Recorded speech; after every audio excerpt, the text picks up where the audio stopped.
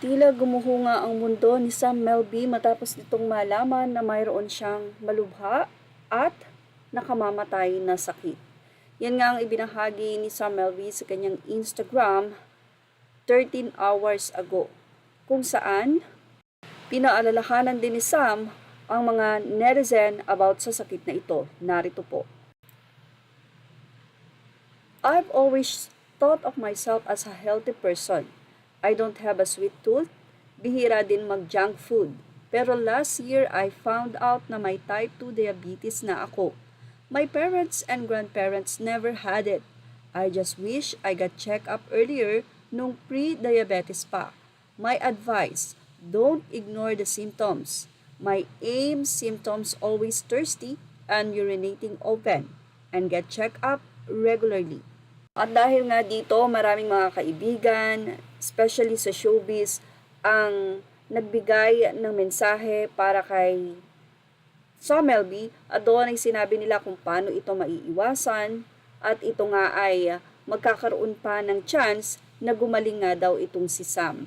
Narito naman ang naging say ng mga kaibigan ni Sam at ilang mga netizen pa at kung paano nga ba ma-check up.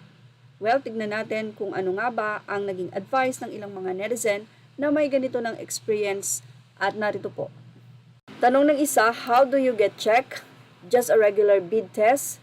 Sinagot ito ni Sam Melby ng ilang pang netizen. Sabi nila, yes, physical check-up annually kasama na chemistry test, A1C test pag medyo mataas or pre, you have to come back for follow-up.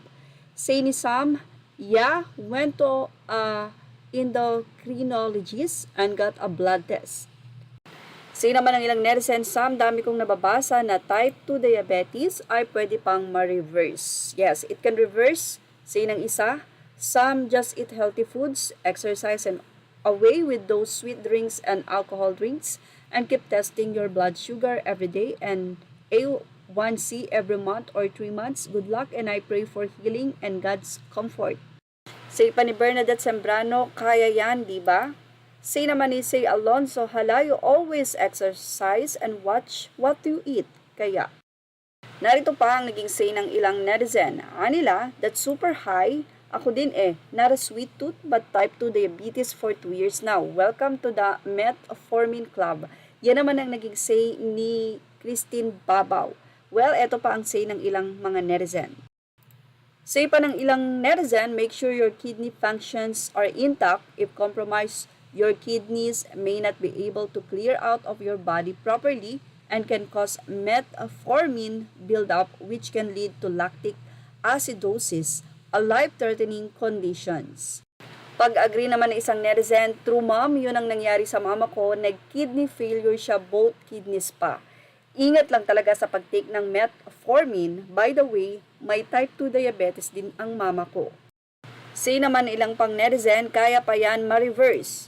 Say ng isa, diabetes is forever. If it is a type 2 DM, it can be controlled by proper diet and exercise. Say naman ng ilan, hindi na nga daw ito nakukontrol pa or gagaling, although nakukontrol pala. Say ng isa, chronic disease, it ain't, it's tablet kaya ma-reverse. If it's insulin, hindi na. Say naman ng isa, it's not reversible, controlled, yes, with proper diet, exercise, and life changes, but cannot be reversed. Please educate yourself.